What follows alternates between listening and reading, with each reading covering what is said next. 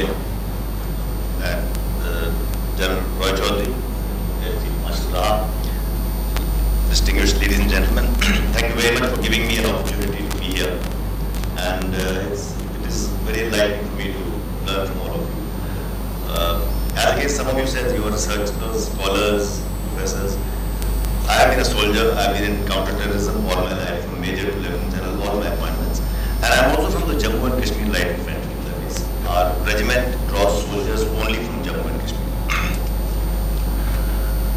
The topic given to me is proxy war, the local unrest, and the way forward. Let me take a couple of cliches from the proxy war. Firstly, we often hear no one actually wants to solve the problem, Kashmir problem. The center, the state, the police, the army, the separatists, the NGOs, media, everyone gains in one way or the other. No one really wants to solve the problem. No. Isn't that a very dismal comment? This notion has to be dispelled, and all organs of the government must come together to do it. The second oft-heard cliche, that is the Pakistan's almost announced aim of bleeding India by 1,000 cuts. Maybe a little too fanciful. Because India is a very big country, very strong country. But what about Kashmir? Kashmir itself, I think the situation is at its worst ever, as some of us have said earlier. But was it always like this? There were times when the situation was better. Did we do enough to capitalize it on that better time window? Did we do enough to ameliorate the situation, to move towards a solution? It's for us to debate. Let me just try and draw a correlation between the cycle of violence and peace. Absence of violence in Kashmir does not lead to peace. It is how we use that time window that will decide how much peace will prevail. Over the last 3 decades in the cycle of violence, the terrorists, the separatists, and others, aided and abetted by Pakistan, have changed their strategies a few times. And what did we do? We were forced to be reactive. Our responses were merely tactical. I'll give you an example. In the beginning, when this started, the problem started in the late 80s, the state, the security forces, army, everybody was caught a little unprepared. And by the time we could gear up, additional forces were brought in, Rashtriya Rifles was raised, the number of terrorists were into thousands. Incidents of violence was very high. We got it under control by about 96, 97. They changed their strategy. They started infiltrating from south of Punjab. And so imagine that is non-Kashmiri area, but they started infiltrating from there. Thereafter, once again there was another surge. We got a grid in place in south of Punjab, and we got things under control. As General Mukherjee brought up, the 99, that is Kargil war, added another surge to it. But then we got things under control, and an NC fence was created. The NC fence in 2003 was a game changer. Infiltration and exfiltration both dropped considerably. Now, thereafter, they changed tack again. The numbers of militants were getting lesser and lesser inside the J&K. But they changed attack, effective attack, and you see them fashioning stone pelting as a form of protest, a la Palestinian Intifada. And we saw those years of 2008, 9 and 10. But then this stone pelting was stone pelting by itself. It was not, terrorists were not mixed up in that. And it is after that, we all came there and we started the year of 2010, the interlocutors came there, Dr. Radha Kumar is here. After that, things improved again. I'm sorry, 8, 9, 10. But then again we see, if you look at this cycle, wherever they changed their strategy, they went to the south, then we were reactive. They fashion stone pelting, then we are reactive. So we've been reactive to whatever they do. The point that I'm trying to make here is, if we have to react, can't we think ahead as a country? Why don't we look at the next move? So we need to think ahead. On the other hand, what did we do with the better time windows? 2003 to 2008. A couple of eminent speakers have spoken about that, but it's not my job to discuss the political part. But the fact remains that during those 5 years or so, we could not achieve much.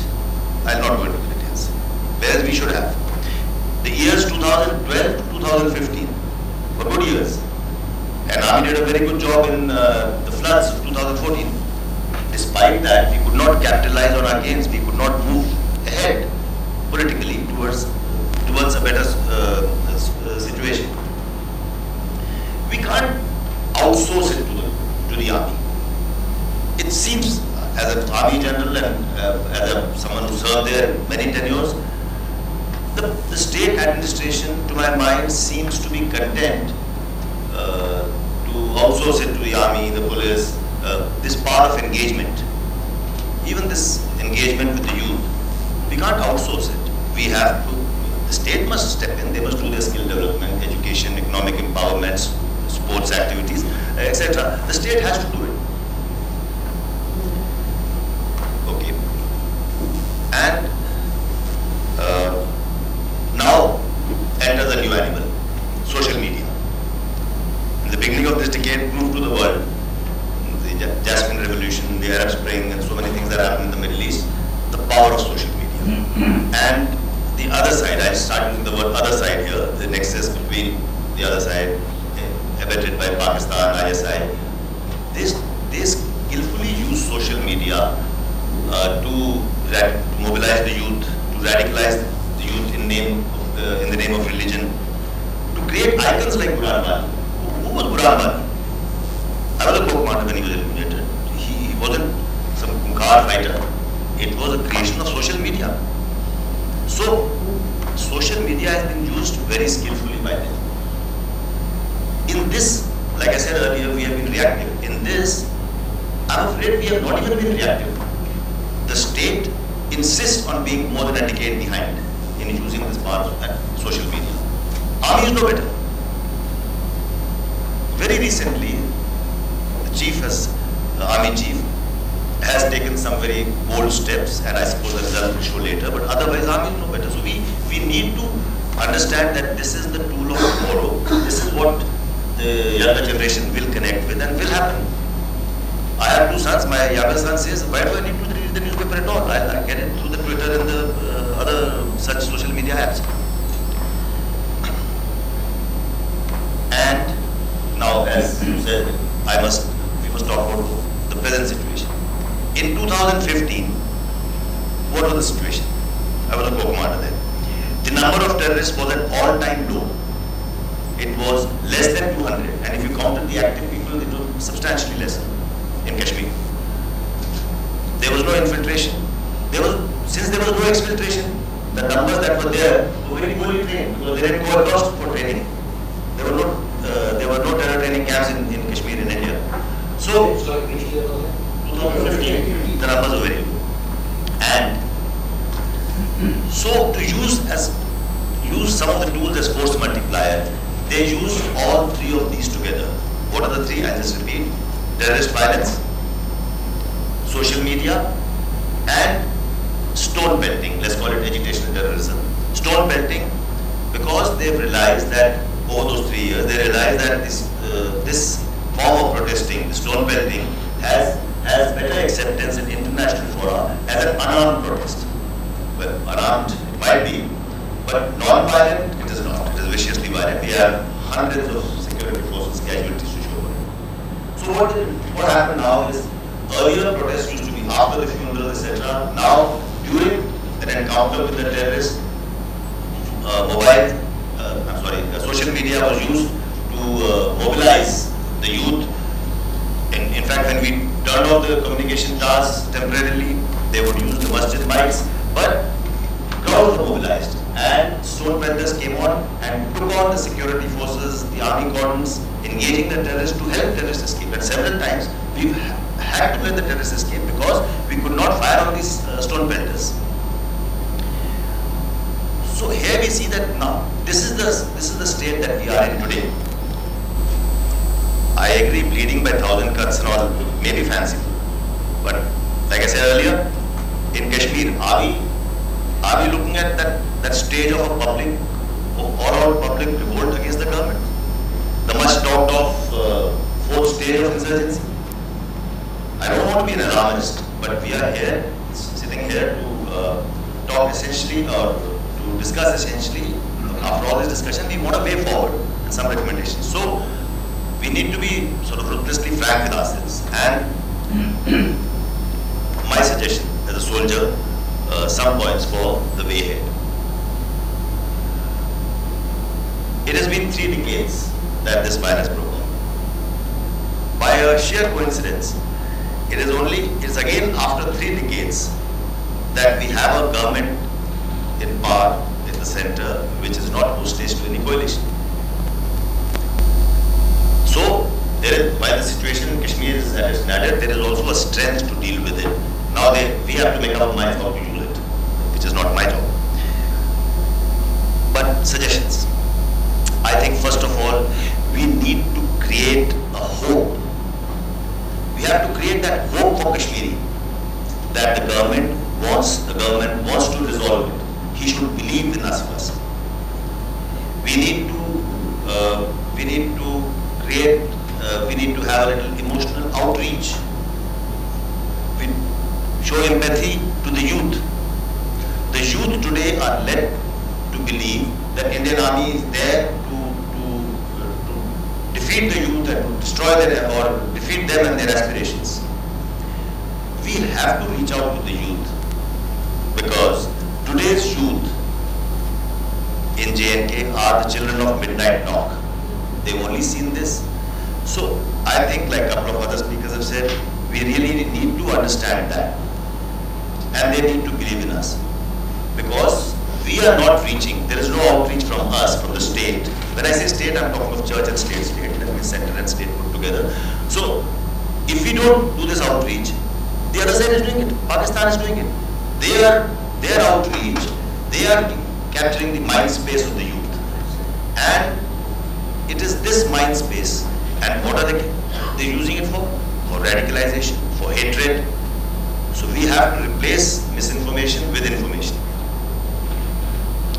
At national level, I think we need to deliver, I think at national level, state level and army. National level, we need to deliver whatever it takes to deliver strong governance. If we need to change the state of state, whatever we have to do, we have to give strong governance. Maybe pick up a couple of doables which have a grassroots reach, but show results. Only then the people in Kashmir will start trusting the government. We could even use the outreach and the infrastructure, the organizational structure of the army and the security forces. Think out of the box and give them some tasks if required. The government can take their help, but we need to do that.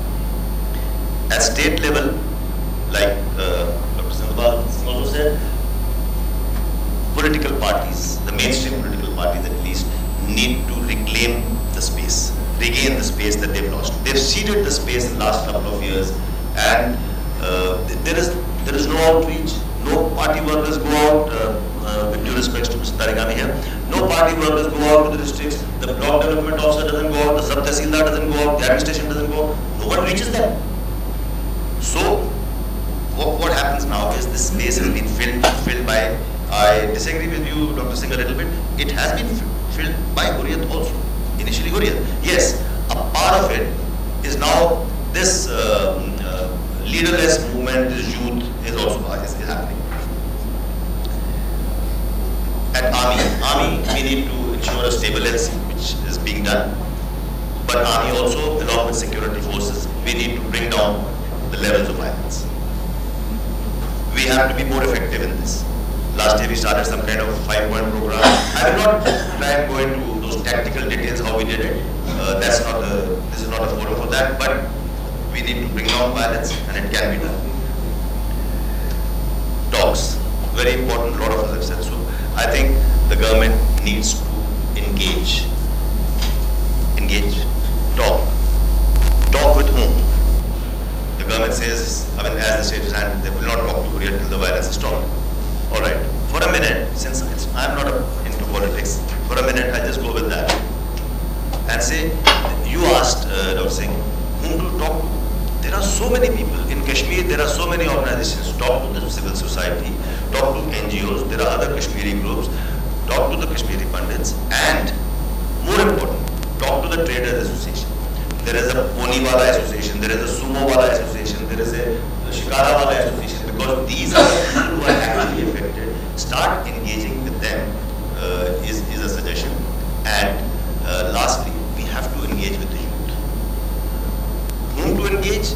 Like a couple of us have said, we don't know, it's leaderless. If so, isn't it an opportunity? Let's create leaders. Haven't we done that in the past? In this country and outside. Let's create leaders whom we can talk to.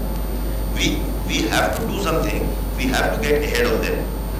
And that youth, in any case, is the key, because they are the ones who are making it happen. And like some of us have said, they are really not listening to their elders, organizationally and within their families. Counter-narrative. We really have to create a counter-narrative. We don't have an alternative. Whatever in terms of radicalization, whatever is being put out by ISI or the separatists is the narrative, because the state, center, state, army, we are not putting out our narrative. Our narrative has to be there, which has to counter radicalization at one level and other. We have to replace misinformation with information.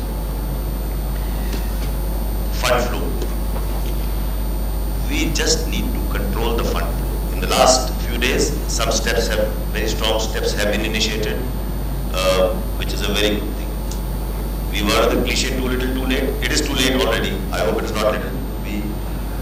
Let's take our minds back to 1920s. If Russian money had not come to China, China wouldn't have been communist today. Maybe it's an oversimplification, but that's the way it goes. So if we control the fund flow, and today we seem to be, there are so many big names we seem to be going after. We can certainly marginalize the Ghurid if we take the funds away. On Pakistan, after all, everything is starting from there. We have to tackle Pakistan. We've spoken about the CBMs, other measures, these talks. I will not delve into that, just because it's not my job. Since I, as a military man, I will only say we need to apply all the instruments, diplomatic, political, which we discussed, economic, military. I will only talk about military. We need to give a very unpredictable and strong response to the Pakistan. When I planned these surgical strikes over there, it has been successful that year, and when we did that, it is something that has shaken up the Pakistan side, military side. The only way to do it militarily is to humiliate or inflict some humiliation on the Pakistan army. That is something that they don't do in their own polity. Before I end, allow me one word unconnected with all this. On AFSPA, Armed Forces Special Powers Act. There is a lot of debate on this. We see it on media, TV, print, chat shows, etc.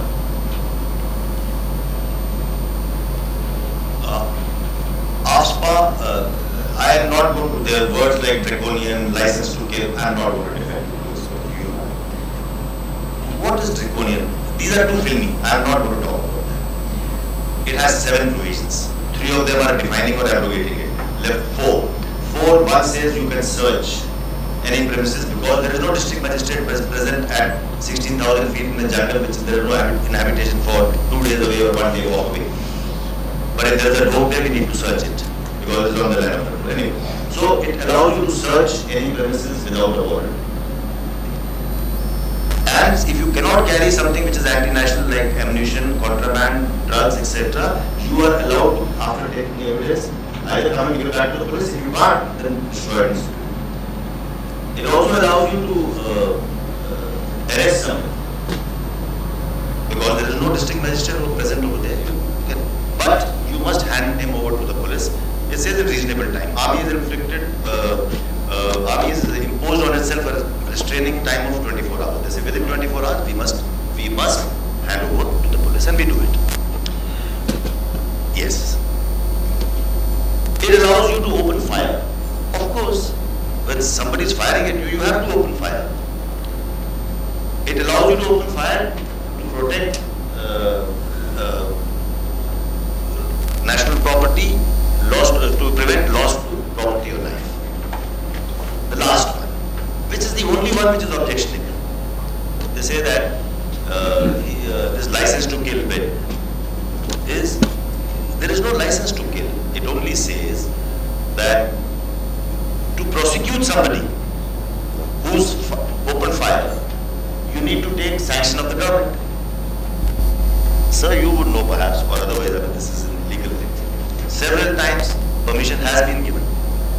And let me assure you all, and I'm sure we all know it, that in the other cases where it is not, our legal system, due respect to you, sir, works much faster. Faster is the word I'm using, much faster, and we have punished several people. Last year, when I was a corps commander, 6 of them were given life imprisonment, including 2 officers, including a colonel. So, AFSPA is not draconian. AFSPA is only an enabling provision. If you do not give us AFSPA, why will my company commander move out of his company operating base? If he's going to be defending himself in his private capacity after his retirement also, then he would. And if my major becomes less than enthusiastic about his job, we can forget Kashmir.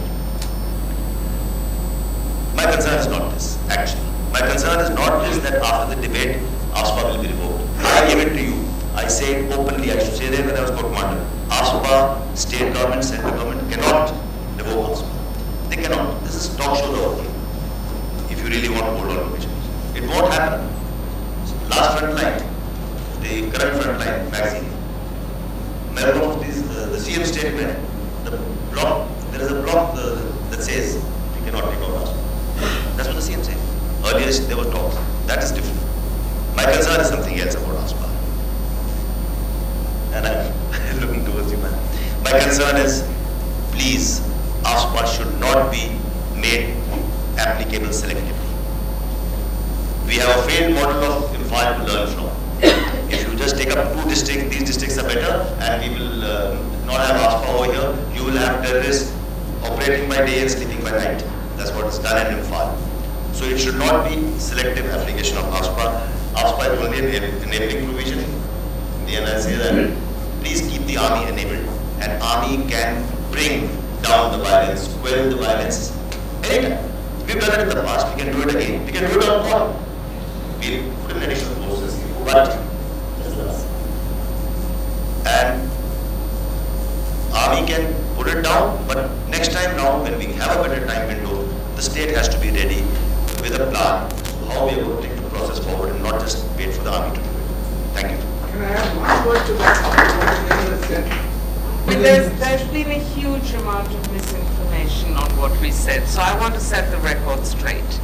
We said, number one, that the army has to have protections, legal protections, to conduct counterterrorism activities, and without that they cannot possibly conduct them. So that's your point.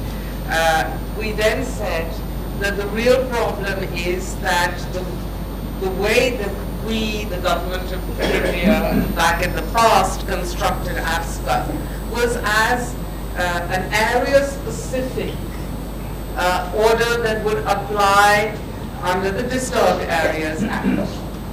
Now, one of the problems with that is that it allows people to feel that they are being singled out.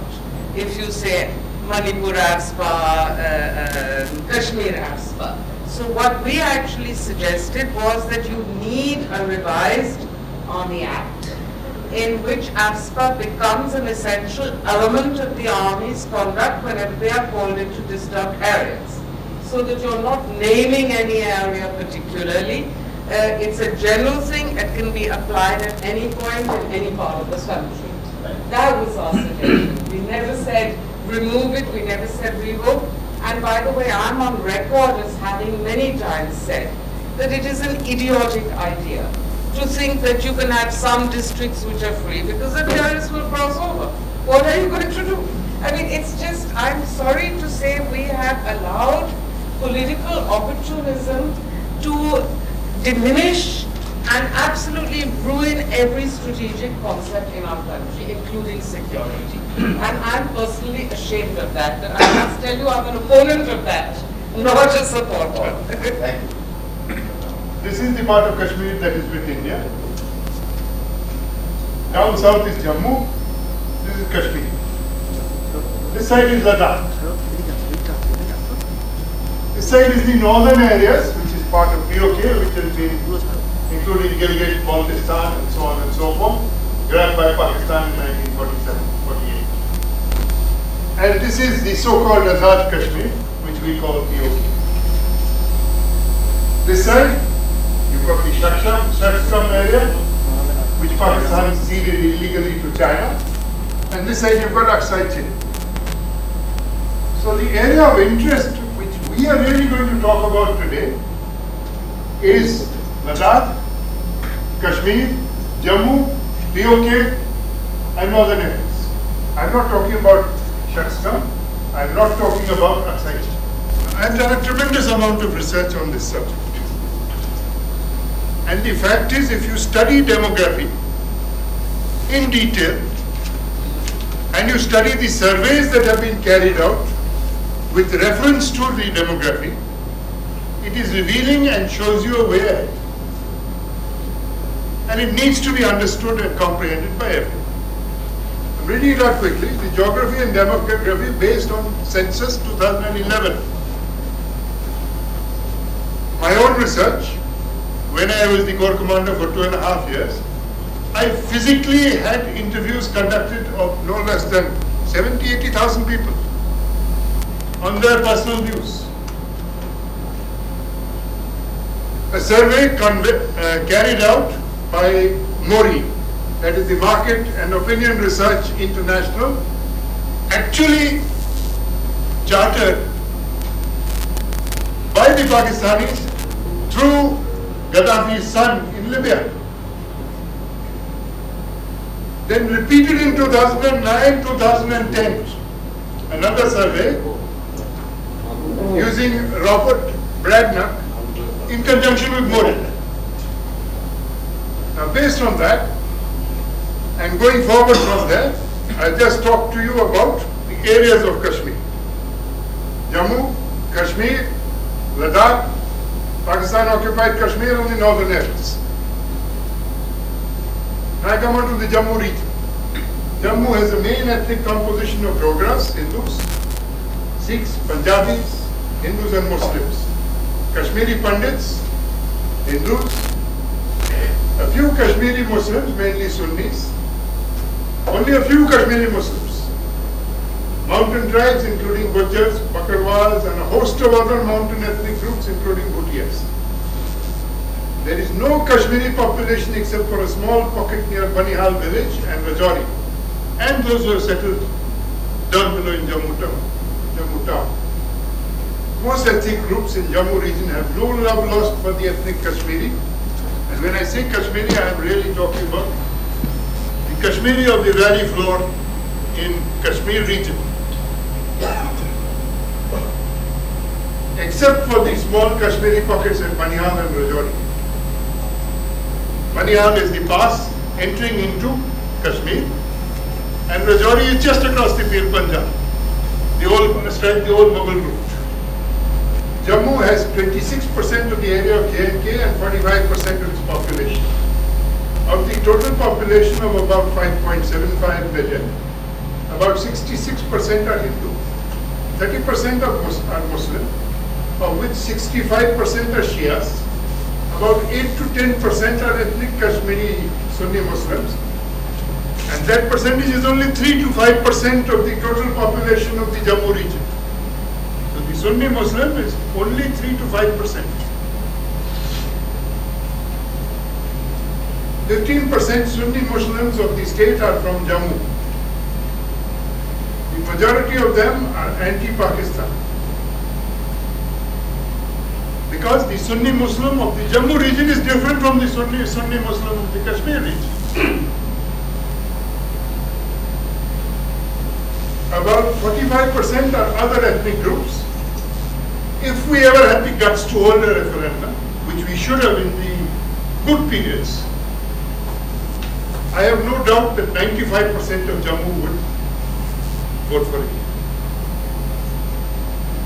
I come on to the Kashmir region. Now the Kashmir region consists of mountains surrounding the valley, the Pir Panjal Mountains, Shamshabari Mountains, the Greater Himalayas, and inside in the center, the Kashmir. The valley floor composes only about 30% of the Kashmir region. 70% is the mountains, with the balance being the mountains of the Pir Panjal, Greater Himalayas, Shamshabaris, the gullies, mountains inhabited by a multitude of mountain tribes including Gujars, Bakarwals, Paharis, Baltis, Shinas and others. They all have traditional animosity towards the ethnic Kashmiris because of exploitation. They form approximately 30% of the population and are pro-Indian. Whenever you've had an election in Kashmir, there has been 95% turnout in the mountain area. And at least 90% have voted pro-Indian. 30% Gujars, Bakarwals. 10 to 15% Hindus and Sikhs, including 460,000 Kashmiri Pandits and Sikhs forced to migrate out of the valley by radical Kashmiri Sunni Muslims. 5% Shias, 1% others. 50 to 55% Kashmiri Sunni Muslims. Out of the total population of 6.7 million, round figure take it as 7 million. Kashmir is about 16% of the area, but 55% of the population. And out of this 50 to 55% of the Kashmiri Muslims, I feel about, and these are not only my surveys, this is Mori survey, who are anti-India. 15 to 20% pro-India. Mori survey of 2002 indicated 60% pro-India. Say about 1.4 million people, based on my figures, my survey, of the total population of 7 million. However, after the Amarnath incident of 2008, the Modi survey indicated that this profile changed in the valley, not in the mountain region. Dropped from 60% to 21%. You'll find similar incidents. Wherever there has been agitation, the people being pro-India drops. Whenever there's good time, the number of people who are pro-India is much higher. Only 5% are pro-Pakistan. Modi survey is 6%, about 35 lakhs. So when you're looking at numbers you're dealing about 35 lakhs. The 2001 survey and 9 survey was only 1% pro-Pakistan. 10 to 15% are pro-independence, not indicated separately in the 2002 Modi survey. Approximately 1 million pro-Azad. The Modi survey in 2009, after the Amarnath incident, shot up to 40%. How did it shoot up to 40%? Because of the next point, 55 to 65% are fence-sitters. Those fence-sitters get swayed one way or the other. So if you are good to them and there are good times, the fence-sitters are pro-India. If there are bad times, the fence-sitters are pro-Azad.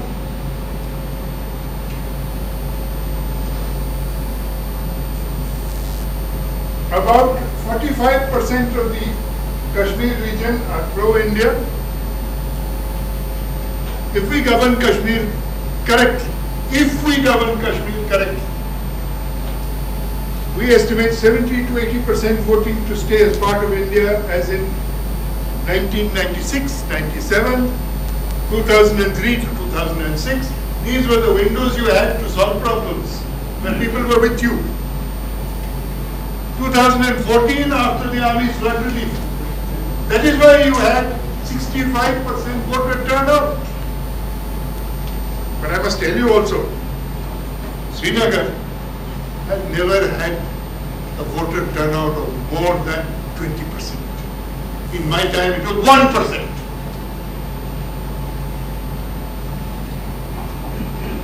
The Ladakh region. It's very simple, 52% Buddhist, 45% Muslim, 3% others.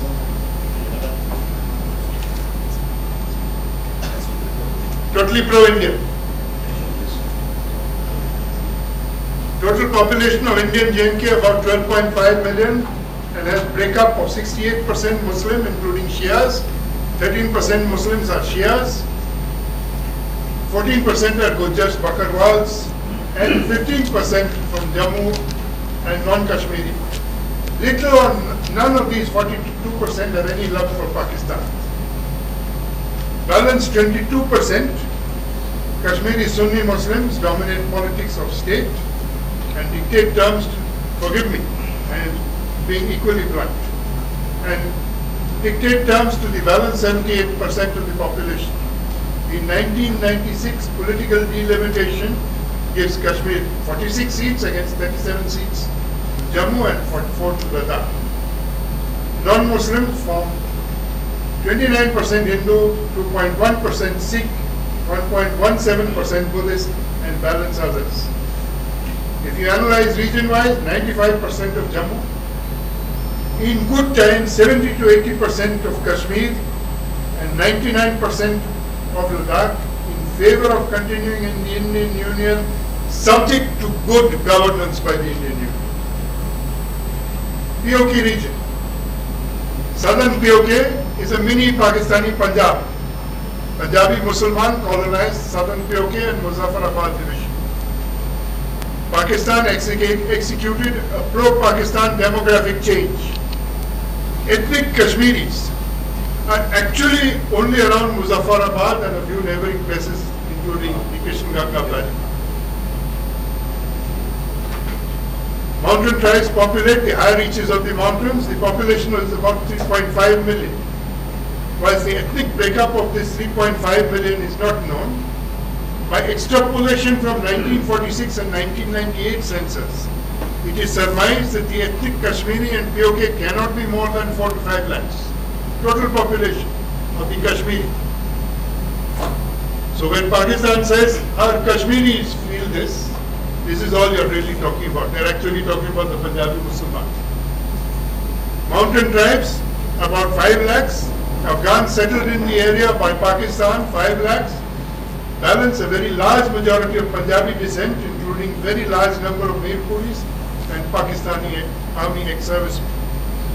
Pakistan calls all residents of POK Azad Kashmir Kashmiris, whereas they are mainly Punjabi Muslims. You take the northern areas consist of Gilgit, Baltistan, Skardu, Hunza, small principalities, is about 1.8 million. The indigenous ethnic population is mountain tribes who are Shias, Ismaili, Norbakshi, and so on and so forth. And some other minority ethnic groups. Is about 50% of this figure. Pakistan has engineered a demographic change that harmonized the northern areas by resettling Afghans and ex-servicemen in these areas to the tune of 50% of the total population.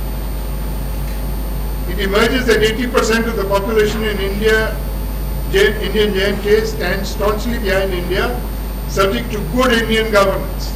Pakistan realizes this very well, and hence now rules out holding up a plebiscite to obtain the will of the people of J&K.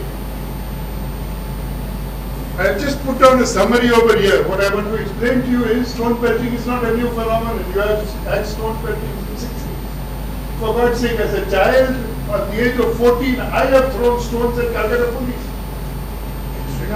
In Calcutta. That's how I feel it. So you get carried away. Take that as a major factor. Please don't tell that to the police. So, Calcutta police is waiting outside.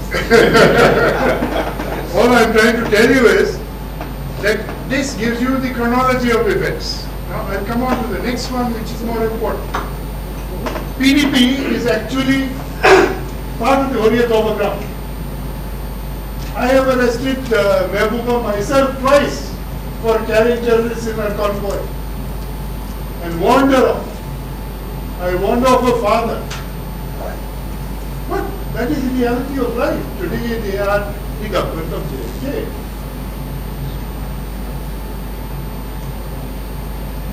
After 2004, you got a window. Didn't use it adequately. 2008 agitation started again due to Amarnath Shrine Board. 2010, killing of 3 Kashmiris. I must tell you an incident. What happened in Amarnath, please ask? General Sinha was then the governor of the 2008. 2008. Yes. Land road. That was allocation of land for say Amarnath Yatra. So you had trouble in 2008, 2010, 2013. 2009 was Now the main thing you need to see is 2014 you had 65% electoral turnout, the highest in the history of JNK. Between then and now, what has gone wrong? I'll tell you what has gone wrong. PDP losing its total hold of the people for joining hands with BJP. very bad. Number 2, BJP's Hindutva philosophy that is carrying on now. Again, very bad. I am sorry, this is reality. Number 3. I'm so happy that I have another comrade here. Number 3. Whether we like it or not. Comrade General. Whether we like it or not. From 1988-99, when things started off, Pakistan followed on the basic issue that they will carry out indoctrination towards radicalization of Islam. You found madrasas coming up with Saudi money and Pakistani money all over the countryside. And radical Islam preached. It takes about 20 years for indoctrination to set in. That now is on full steam in Kashmir's madrasas and in the mosques. Nobody is controlling it. Now, the reasons for repeated flare-ups are political misdeeds, failure to honor promises or recommendations to meet Kashmiri demands, Pakistani interference and support, diverting Pathan, Baluchi and Sindhi attention to JNK, BJP's Hindutva drive and the PDP-BJP coalition. Secondly, failure to address Wahhabism, madrasas and fundamental indoctrination. Thirdly, Hurriyat unable to handle their support to terrorists. Issue of Pandits and other minorities, not dealt with. Unable to rein in Pakistani support. The West Pakistani refugee issue of 1947-48, still not given citizenship. Demography analysis and identifying who is a Kashmiri, and therefore who you have to deal with to resolve the problem. Issue of Kashmiri Pandits. The defeat of Kashmiriyat. The partition of Kashmir and referendum based on religion. If you do that, what is going to be the effect on the rest of India? Now, BDP-BJP alliance. You go by the valley now, people are openly saying Islam is under threat. They're openly saying that. What needs to be done? I brought it down over here, and I feel this is going to happen. These are my views. Impose president's rule and bring in competent governor with advisors. Clamp down on extremists. Evolve a surrender policy. De-recognize the Hurriyat and totally block their funding. Block all Hawala transactions used to fund terrorists. It's not true that it was not done before. It was done in 2001, 2002. Thereafter, peace talks started. They were let off the hook. I had Gilani arrested and put behind bars. They let out immediately in 2002 after I left.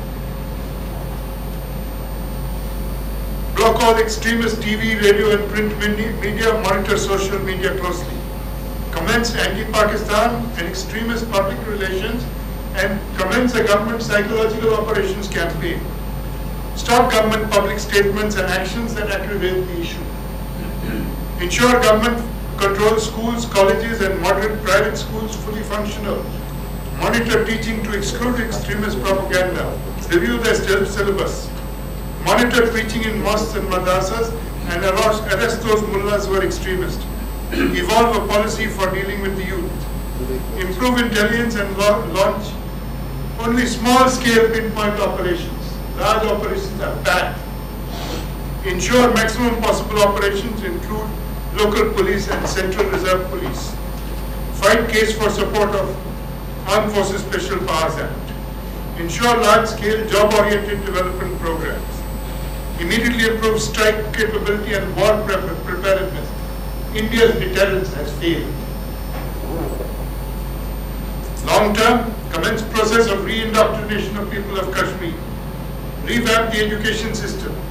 Ensure only moderate mullahs are given charge of mosques and madrasas. Tone down Hindutva rhetoric and anti-minority activities all over India. Support and bring up pro-India moderate political party. Ensure developmental momentum and bring back tourism as the main livelihood. Improve strike capability and ensure war preparedness deterrence. We don't have a strike capability. Our current deterrence capability is negligible, hence Pakistan's proxy war. Make foreign policy aggressively supportive of own actions. Resolve the Kashmiri Pandits issue.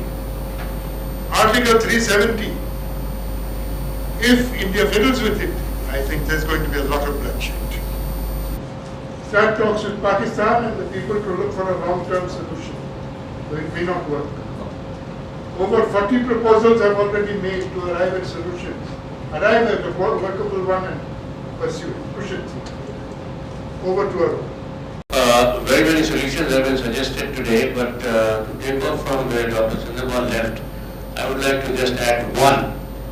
As and when we talk to Pakistan, it should be done, actually it should be done at two levels. A, first priority, please have your constituency, that is Kashmiris, with you, behind you. And second, dominate the LC totally. You just see how Pakistan comes out. Okay. Now, I do not know how much time the moderator will give you all for discussion and what all subjects can be done, but here are a few issues which we would definitely like covered either now or in the evening. Today, first, I would like to bring out here that in the past Mr. Vajpayee had declared ceasefire when I was in Vijay's operation in Udhampur during the Ramadan, hoping that it will bring peace. It did not. Instead, it brought more violence thereafter. Having said that, let us see a few issues. Do the separatists really represent popular sentiment of a large section of Kashmiri Muslim population in the valley? I don't know. In the past, late 90s and early 2000s, I can tell you the Hurriyat was just a business model. I think Mr. Tarigami and Mr. Zafar Chaudhary will perhaps add to that. Is this true today also? I mean, see the charges which are going on, and or has the reality changed? We would like to know. And one thing we do know, which most people try to gloss over, that Hurriyat is the grandfather of the PDP in some ways. Now, to break the present deadlock and put a stop to the cycle of violence, as also arrest the infiltration of terrorists and prevent ceasefire, I talked of two levels. What could India do to gather international support? It is required. Is there any act of statesmanship that the government of India can initiate, following which talks could be resumed with all the stakeholders which everybody has talked about here? And can such a proposal find general support of all the involved parties? 3. Can the present deadlock be unhinged and a different strategy undertaken by breaking the present, well, I would not say present breaking, not breaking, I would say that putting a governance rule in place. It is a difficult thing with the BJP in power there to put the governance rule in Kashmir at the moment. Can a policy of putting down the violence with a strong hand and create a peaceful situation of what was created earlier in 2000, mid-2000s, reap a good dividends again? Is there a need to keep the LOC active to achieve this? Or would the Kashmiris themselves ensure non-interference by Pakistan? It's a food for thought. Next, there is a general perception amongst all sections of the Indian polity, both in the government and in opposition, that Pakistan will not change its strategy of bleeding India, even if there is a positive movement in Kashmir, even if we reach a solution. So should India therefore follow a hardline policy from now on, whereby Pakistan is bled through a well-planned dirty war? General Roy Chaudhary is quite a proponent of this. Sir, fifth, can the Indian government, now this is important, can the Indian government take a nuanced and graduated, I said again, repeat, nuanced and graduated response of talking to all the stakeholders, especially, once again I say, the population, within the ambit of the Indian Constitution, given the government's flexibility when they reached an accord with the Nagas recently. 6. Is the strategy of cracking down on the separatists today, what is happening, without charging them under specific sessions of CRPC and IPC, likely to prove counterproductive in the long run? 7. Considering this is an out-of-the-box thinking, should we consider revisiting the similar accord, or is it done and dusted with Pakistan as a first step for a new initiative from a position of strength? Finally, one or two issues which were brought out. Mr. Zafar Chaudhary brought out about provisions of autonomy, like the other states of Himachal, etc. I mentioned. But this is very much on the cards, and I'm sure somebody will give some thought to it, and some sort of more exposition today in the evening This is a may be discussion better. point. Yes. Discussion. And the chicken and egg policy, to Mr. Zabaduri, as an old ex-military man, I can tell you that without bringing peace on ground, there is no way that this political solution can be achieved. And remember, this is not a military solution. Kashmir is a totally political and a civic solution which has to be brought out. The army can do nothing, as General Dua also said. Thank you very much. Today we've heard a lot of discussion, we've had a lot of views on what happened in the past.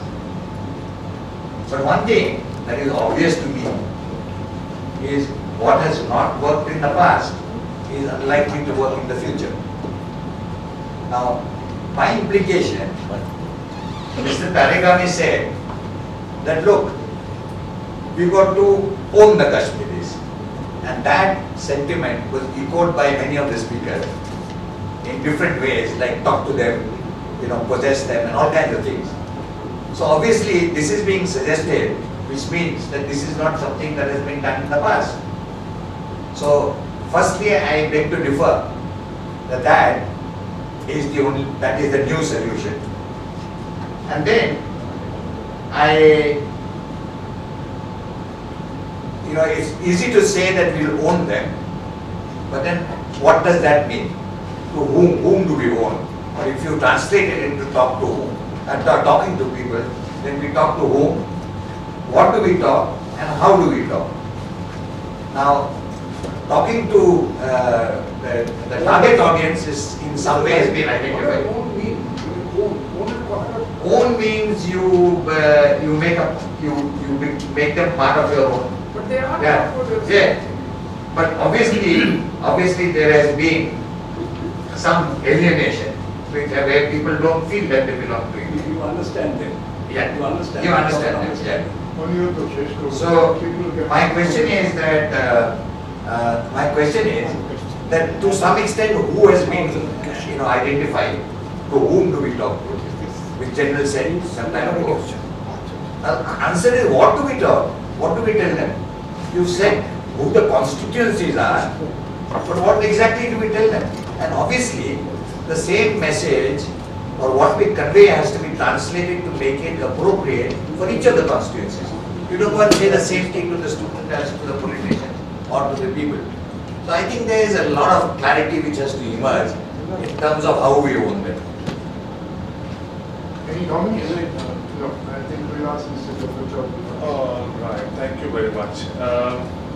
I think some of the presentations which have been made, particularly by General Satish Dua, are definitely a music to the ears of people in Kashmir, because there is a strong feeling that people in the rest of the country are deeply,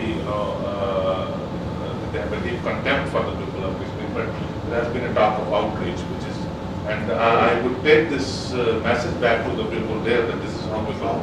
They're thinking. Yeah, absolutely, yes. There are a couple of, what I should say, clarifications. One is that you mentioned that 60% of the Muslim population in Jammu region are the Shias, which is unfortunately not correct, because 40% of all Muslims in Jammu region are the Gujars. So that's something for sure. Shias are a very minuscule population in Jammu. And I will tell you something very interesting, because you will also, people are not also very much aware of, the ethnic composition of the people in BOK. Before 1947, in the undivided Jammu region, among the Muslims, the Gujars were in 65% majority. That was perhaps also one of the reasons that the tallest leader, the answer to Sheikh Abdullah in Jammu was Chaudhry Ghulam Abbas there. And that is also perhaps one of the reasons that ceasefire was agreed upon at a place where non-Kashmiri speaking Muslims were reduced to a minority. And that's where perhaps Nehru understood Sheikh Abdullah's problems as well, that he was in a better position to be able to, control the Kashmiri community there. Another thing is that, democracy, figures are something very important by way of statistics, we understand, but in complex situations like Kashmir, statistics do not, suggest anything concrete. I can give you a very small example of Kargil. Kargil is a part of larger Ladakh region, and the Buddhists and the Muslims, they are of the same ethnic stock, they eat same food, they have the same culture, they have lived together for centuries. There has been a very strong demand in Ladakh for a union territory, which has been vehemently opposed by the Muslims. Despite the geographical divide, because they are together with the Kargil and Leh, the Muslims are inclined towards the Kashmir Valley. And you enter into an argument with the Kargil Muslims, they will tell you, because there has been a policy of systematic exclusion of the Muslims in Ladakh, recruitment in ITBP, recruitment in Ladakh scouts are limited entirely to the Buddhists, and Muslims are not really very much trusted there. That's why there is a divide. PDP has been a couple of times mentioned. One thing I would like to say about PDP is that whether Hurriyat is grandfather of PDP or the PDP is illegal child of some separatist outfit, let's try to understand that PDP has been a strategic asset of the Indian state in Kashmir. Because PDP outreach to the people in a language which Hurriyat used to speak to the people, but PDP did its outreach within the ambit of the Constitution of India. That was an engagement which helped quite a lot. Look at the situation between 2002 and 2008, that was a contribution of the PDP. Another thing is that, let me surprise you all with a piece of information, and trust me that I have absolutely no reason to mislead you or give you a wrong information. There are absolutely no Punjabis in POK. There are no state subjects in POK. No, sir, let me tell you, what is Punjabi speaking? I live in Jammu, so I am considered as a person of a Punjabi orientation. I am a butcher basically. I speak Punjabi, Pahari, I speak Punjabi. So Punjabi language has a deep impact on the people across Jammu region, Mirpur, Muzaffarabad, Poonch, Rajouri. So Punjabi has an influence on that. So there are no non-state subjects. The most interesting thing about the POK is that the state subject certificate, the document, is the most sacrosanct document for the people in POK. And since 2004 and 5, ever since these people have been coming to J&K through this cross-LOC bus service, I have, hundreds and hundreds of friends. I have gone to that place. I have seen people. What they do is, Muslims are not idolaters. They do not go to, deities, etc. You would be surprised to know that a lot of people, when they come from POK, they ask for any memorial for Jammu Lochan, the founder of Jammu, and Maharaja Gulab Singh, the founder of Jammu and Kashmir state, and they go there and they said that, this is the identity we belong ourselves to. And would you also believe? You're talking about the Gujars here or the No, I'm talking about the people of POK. POK. Yes. And would you also believe that in Meerpur and other places in POK, Maharaja Gulab Singh's birth anniversary is celebrated by different groups, which is not done even in Jammu. So these were a couple of points, and most interesting thing is that after this, if we look at the wider, settlement, that the discussions between 2002 and 2008, looking at the line of control, that what is it that we want to do with it, to convert it into an international border, are we settled there where we are standing since 1947? When people started coming to Kashmir and Jammu, they were, there was something to draw a parallel between the quality of life on the other side and the quality of life on this side. I have worked in a process, and I have seen in 10 years, there was only one university in POK that came up in 1983, as late as 1983. Since 2005, there has been a tremendous pressure on the government in POK. When people go back from Jammu and Srinagar, they say 13 universities, a lot of development taking place here. 9 universities have come up in POK in 8 years. And how narrative has changed in POK when they look at the quality of life here, despite all the hula about the human rights violations, the presence of military, AFSPA and all that. There is a renewed discussion in POK which is seeking, better administrative relationships between Muzaffarabad and Islamabad, which is more autonomy to POK. The terrorist training and launchpad camps which were in Kotli, and I have personally met with those people who were part of the campaigns to dismantle and completely pack up those camps from these areas. One of the boys 4 years ago who led a campaign of 35,000 people they mobilized, and they just pulled out these water supply pipes to a particular militant camp. He was found killed a few days later, but that was the impact of this cross-LOC exchanges and contact. So these were a couple of points, just purely personal ground information, which is first-hand, no book or something, through the interaction and visits to several places. Thank you. Actually, I was feeling very shaky after hearing all of you experts, even to introduce myself, because I am neither a lawyer, nor a politician, nor a research analyst, nor an ex-army man, nothing. I am an ordinary man, but just like him, I am an Indian. That is the main identity of myself. I belong to power sector, so I know nothing about the sector that you are talking about, except as a layman. So my question is like a layman, so I crave the indulgence of all of you to bear with me if I ask you a stupid question. Before I start that, it was a wonderful talk, fantastic talk. I wish you had given the talk at the beginning, but one takeaway from your talk is that we cannot discard the idea of foreseeing a London Bridge incident in New Delhi in some time to come. That was quite frightening what you said, and you said quite correctly. So either in Srinagar or in Delhi, not in Calcutta, a London Bridge accident might happen. Now the other thing which I found, that being a democratic country, and I think we call ourselves the largest democratic country in the world, which says by the people, for the people, of the people, why don't we, I feel, after 70 years, think of going for a referendum? What has happened in Scotland, what is happening in Ireland, what may be happening in Wales. So people have to give their important views of the general public.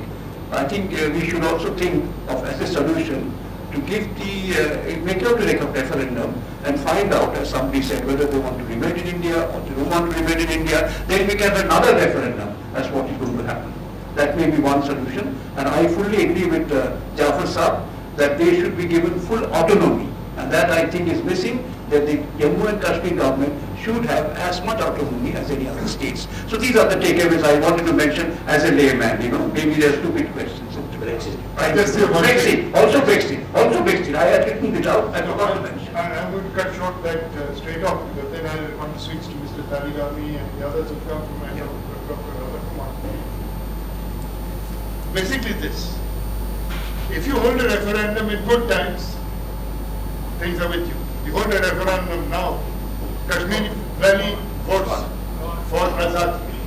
I'm just telling you very frankly, as far as the hills are concerned, it will go at the moment. May I just say something about good time? Little. Just a second. Like germane to what you're saying. They were never good times. I was a journalist in 1987, 85 to 87, visiting Kashmir Valley 3 times a year. I interviewed Abdul Ghani Lone, Mirwais Mullah Farooq, and all the others. And one thing they said to me was, plebiscite. They talked about plebiscite all the time. There was peace in the valley. But they said that we are shaky. Even if the tide of plebiscite is passed. You talked about, this August audience talked about windows of opportunity recurring in the 90s and the 2000s. There were no windows available even in the mid-1980s, according to Mirwais Mullah Farooq and according to Abdul Ghani Lone. You had the windows in late 1999, you had the windows in these windows, early 2000.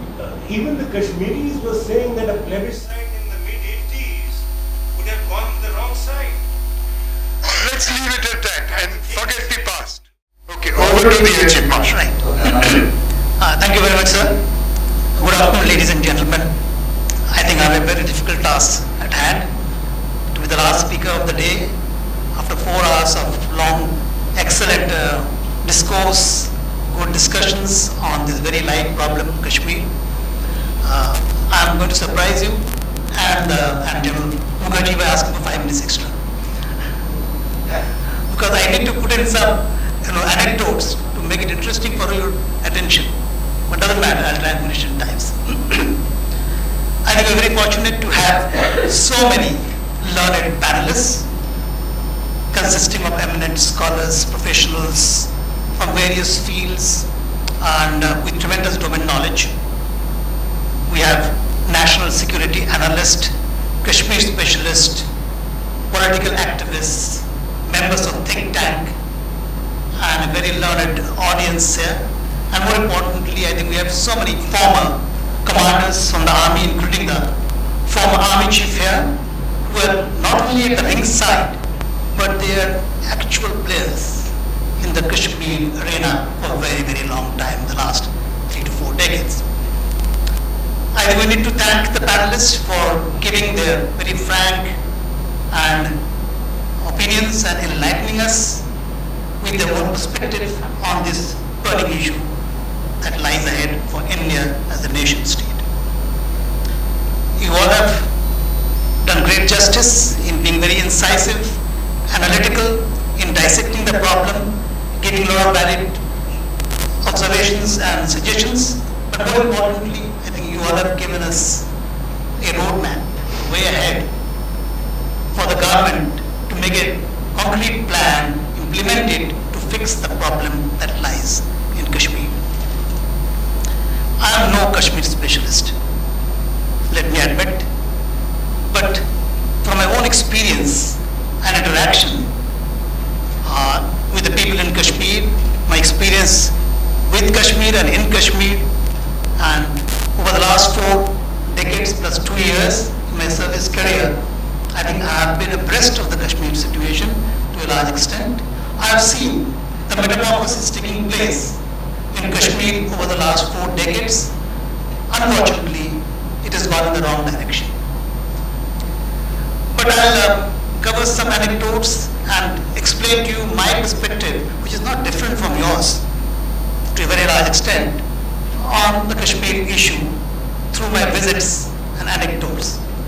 My first visit to Kashmir was in 1978 September.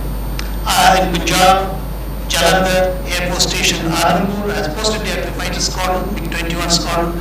My brother came to visit me. I took him to Kashmir. I have not been to Kashmir before that. So we reached Jammu by overnight train and traveled by bus, which took 12 hours to reach the valley. I'm in Srinagar. It was a very tiresome journey, but a very memorable journey. You know, climbing through those mountains and steep slopes and hills, deep gorges and fast-flowing rivers. It was very scenic and beautiful.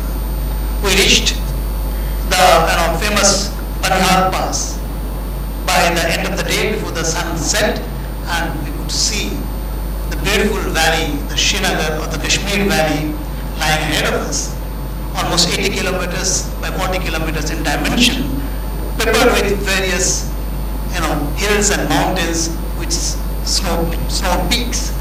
So it was a very beautiful sight. It was a very memorable trip therefore. And I could understand the strategic importance of the Banihal Pass because it provided the connectivity with Srinagar Valley and the rest of India, especially Jammu. So after having reached there, I borrowed a motorcycle from one of my course mates who was in the local squadron, Nats squadron, which is known as the Saber Slayers. And on this motorcycle, I took my brother to all over the valley, to all the important tourist spots. We did a lot of shopping, we did some shikara rides, etc. It was a very beautiful trip. All stitched in my, etched in my memories. And I found that the countryside was quite poor. Hardly any development in terms of infrastructure, barring a few roads, no industries, but people appeared to be quite happy and they were contented. And in the valley, especially in Srinagar, we found that the people were quite nice to the tourists because their livelihood came from tourist industry. So that was a very nice, But I must tell you what happened to this, fighter squadron. They were the pioneers there. They were deployed there for the air defense of the valley. And in 1971, when 4 sailors came across the mountains from across the LC, I would say, swooped down and attacked Srinagar, one gentleman, flying officer, Sekho, Nirmanjit Singh Sekho, you must have heard of, he got scrambled and within a minute he got airborne. He engaged those 4 sailors single-handedly, shot down 2 of them, and in the bargain he got himself shot up and he died a martyr. He was the first, the only PVC, Paramveer Chakra of the Indian Air Force. So I thought I'll give you some anecdotes so that I can keep your interest alive. But so that's put aside. My next visit to Kashmir was after another 4 years when in May 1982 I was detained by Air Headquarters to go and do the jungle and snow survival training in the Kashmir Valley. It was summertime, it was a very nice opportunity, and as a bachelor, we had 20 more such aircrew, and there was so much of freedom, there were no restrictions anywhere, peace and tranquility all over. We exercised on the streets of Srinagar every day. We climbed the Shankaracharya temple hill every afternoon. We went and did the water survival training next to Charchinas in the lake there. We went to spend 3 nights in for snow survival training on the Solmark glacier. And on the 3rd night when you're spending there, there's a huge thunder shower and we got totally drenched and we took shelter in one of those alpine huts which belong to the shepherds there. The shepherds along with their cattle welcomed all of us. 20 of us were accommodated, they looked after us, they shared their food and tea with us, they lit a fireplace to keep us warm.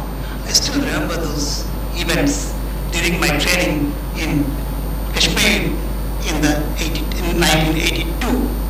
So once again, there was full freedom. We took the local bus to travel all across when we had off time to see the tourist spots. Once again I found that there is hardly any development in terms of job opportunities.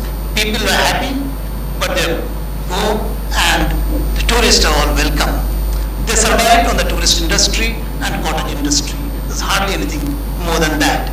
But perhaps that is the situation in even the northeastern states of this country. My third visit is very, very important. I was there in May 1989 as the flight commander of the MiG-29 squadron. The MiG-29s were inducted in 1987, to counter the F-16s, which had been inducted by the Pakistan Air Force. They bought them from the US. The US always plays a double game. So the MiG-29 was extremely important aircraft. It was very good in the air defense role because it has a better radar missile, beyond visual range missile combination than the F-16. It was far superior to F-16 in agility, maneuverability, because it had tremendous amount of power in its engines. Unparalleled. Even now it is the most powerful aircraft to my mind. So when we went there, as the flight commander, I was in charge of all the operations. We took 7 aircraft and flew intensively and extensively for the next 15 days. The flying involved making sure that the aircraft operated and lived up to the expectation, because we had to counter our western neighbor as well as another neighbor in case of a contingency. So that was our operational location. We flew a number of mock combat sorties in that goal, the Kashmir goal or the Srinagar goal. And because of its height, altitude, when it was mock combat sorties in trying to chase those mock target aircraft, we often exceeded the velocity of sound, which meant that we went supersonic, and there was a huge sonic bang or a boom which reverberated and echoed across the entire valley. It was a bird from the blue. So I think it disturbed the peace and tranquility of the valley. We didn't realize it, but later on we were informed that this was happening. We better be careful. So we reduced the maximum speed permissible during these mock exercises so that we didn't go sonic again. But definitely, this sonic bang, I want to relate that it was an ominous sign in May 89 of the troubled times ahead. We did a lot of valley flying. We used to do a lot of valley flying through the Indus Valley, right up to Dras and Kargil and beyond, and go to Leh and come back to Srinagar and land. But the beauty in that place, the treasure in that place, I would say, is that in the morning hours the weather was very good, and we do a lot of valley flying, very interesting, very challenging though, because the steep slopes, the deep gorges of the Indus, Dras and beyond. And in the morning time there was no problem, we enjoyed the challenge, but by about 11 o'clock the day, few specks of cloud will develop on the mountain as the head drops. And within an hour, there are extensive clouding, huge vertical clouds with a lot of turbulence and violent behavior in terms of weather. And often, because we could not predict the weather there, we actually had to negotiate the weather. But the MiG-29s are best suited to tackle such dangerous weather conditions. Two things, because my squadron had very experienced pilots, the best of the Indian Air Force with the newest induction, and they had exceptional skills to tackle such dangerous situations and conditions. Second, as I mentioned, the MiG-29 had tremendous amount of reserve of power. Nobody could match that.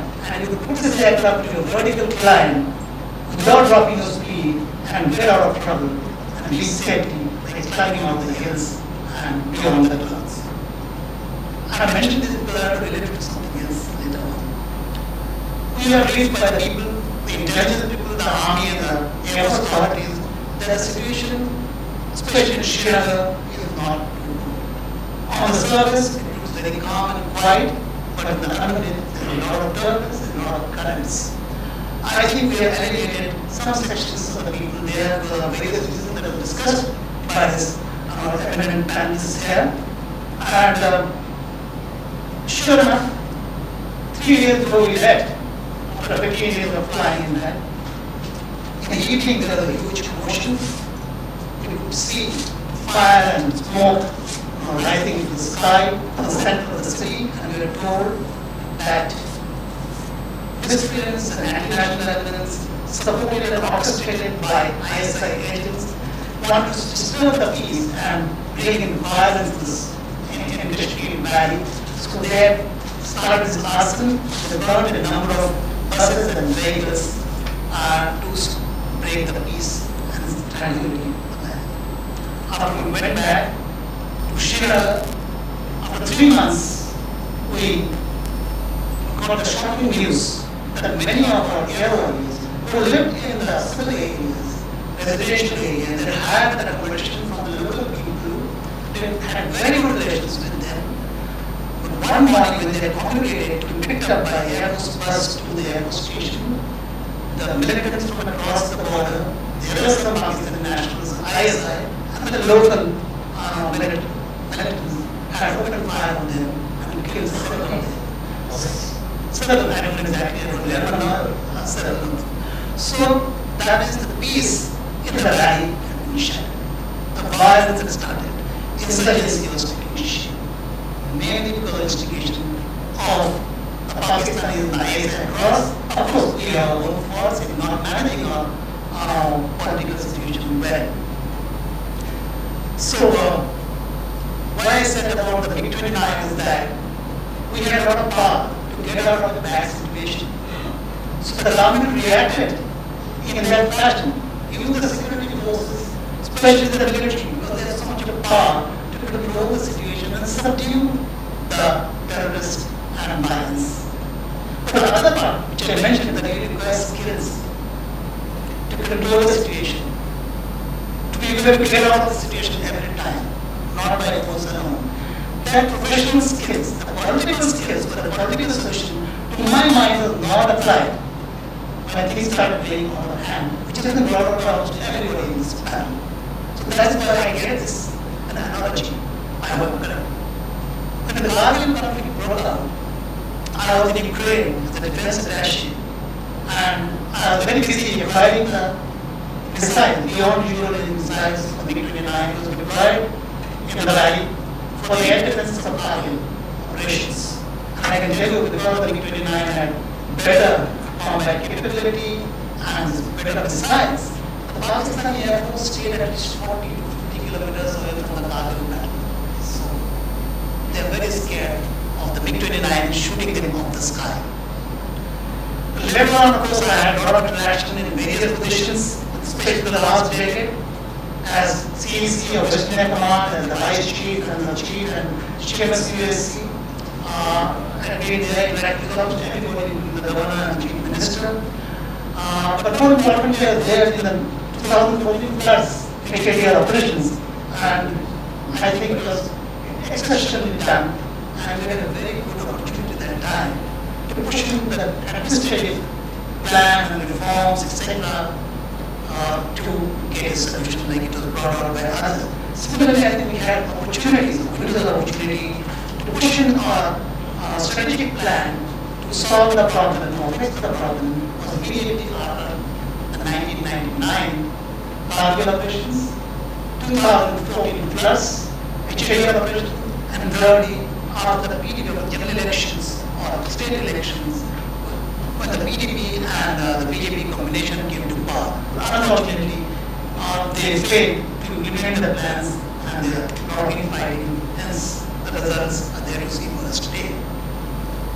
I think you all gave us a very important highlight of all the aspects of the right distribution, and the whole nation is looking forward to a common national plan for our resolution of this issue. The issue, as everybody mentioned, is 7 decades old. It started during our independence, and since it could not be resolved for 7 decades, despite various political dispositions and leaderships in Delhi and in Kashmir, in Srinagar, obviously the problem is very complex. And I think we require an enduring, strategic, long-term action plan to fix the problem which has been brought out by many of the speakers. There are spikes and dips in the militancy.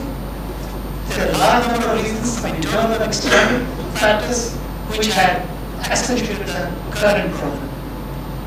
I think the role of media, firstly, the media 24/7, their news army, extreme competition amongst them. They are actually playing on each and every incident in Kashmir, be it small or be it major. And worse than that, the daily warmongering hype that goes on the TV, on some channels, where the panelists are actually playing to the gallery. This is a new dimension which is making it difficult to implement any action plan. Social media has been brought out. The power of social media is being exploited to create insurgency-like situation through malicious propaganda by external forces to a large extent. Our youth and students are falling easily prey to the nefarious designs of external forces in the already surcharged environment. The rise of IS, the rise of Al-Qaeda, the rise of Islamic extremism, and the socio-political upheaval that is taking place in the Middle East, Afghanistan, Syria, Iraq, Libya, and North Africa is playing on the minds of the youth all over the world, especially the Muslim youth, and they are being drawn towards, I think, jihadi activities, which nobody can deny. The use of the military, the Indian Army especially, for too long in police duties, in internal security duties, is having an effect. To my mind, the Maharashtra Army is a reputation as a professional force, and more importantly, adverse publicity for India internationally. We need to take care of this. The Army has been good in creating a lot of opportunities for us to tackle the issue, but when vested because of non-implementation of a strategic plan by the political authority, there has been no political will to implement those plans. As a result, all the opportunities created by the army has gone vested to my mind. On the other hand, the role of the Pakistan Army and the ISI has been very, very aggressive. They are encouraging and fueling the militancy, the rally, and the terrorist outfits in their own country. They are actually seeking revenge of the 1971 development, which they can never overcome. So for quite some time, the situation vis-a-vis Pakistan is not going to improve whether you talk to them or otherwise. The solution therefore lies to my mind in a multi-pronged approach, which was mentioned by many speakers. We have to deal with Pakistan very firmly, especially the Pakistan Army and the ISI and the Pak-based militant groups. We have to engage them as far as possible in the LC which the army is doing, and we should actually utilize the launch pads which the army started doing across the LC. They have to pay a price for the damage they are doing to us. We will take a tough response. We will up the steps in the escalation matrix required by human knowledge so that they learn the lessons quickly. We must hurt them when it hurts the maximum. India is being considered a soft state internationally, all over. But the moment the adversary thinks that you are a soft state, we are in trouble. We need to fix this notion immediately, being bold and taking positive action against the Pak military, ISI, and the terrorists to my mind. Internally, I think we must treat the issue in the valley and Kashmir as a warlike situation. Warlike situation is just warlike. In terms of implementing a strategic plan, that is, we must go on the war footing to implement this plan so that the solution is we can see the light across the tunnel. This plan has to be holistic. It must include social upliftment, educational development, employment generation, enhancement of tourism, economic development, development of industry, job creation, and more importantly, good governance, which is missing to my mind. There has been regular review and monitoring of the implementation of this plan by group from the state as well as the central government. We have to strengthen the police force because we need to take away the military from doing police duties and internal security duties. The police force should be capable enough to tackle the insurgency and tackle the insurgents in the hinterland of Kashmir. We should not leave it to the army to tackle everything because then it only gives us a wrong reputation. The challenges of the media and the social media, we have to accept it. and I think there is a need that we need to convert these challenges into opportunities by having a smart information warfare plan to counter the propaganda that is being perpetuated on us by people from across the border and creating a lot of alienation amongst our young generation. We should not count on our achievements and our successes by counting the number of terrorists we have killed alone. I think it's more important that we measure our successes through the milestone achieved in the implementation of a strategic plan to bring peace in the valley. There has to be a lot of energy and synergy among the state governments and the central government in the implementation of this long-term plan. To my mind, the disturbance now in Kashmir Valley has reached the peak, and very soon the settling will set in and there will be a tip. The government must be ready, both the center and the state, with a huge plan to implement it, with a lot of zeal and enthusiasm the moment the tip reaches. At the end, I must thank all the panelists for having given their expert opinion and their perspective on this live issue which is faced by the country. I also thank the audience for by interacting very, very intelligently, I would say. I would actually congratulate Senator Skate for having organized this seminar and the roundtable discussion. Thank you, Jai Hind.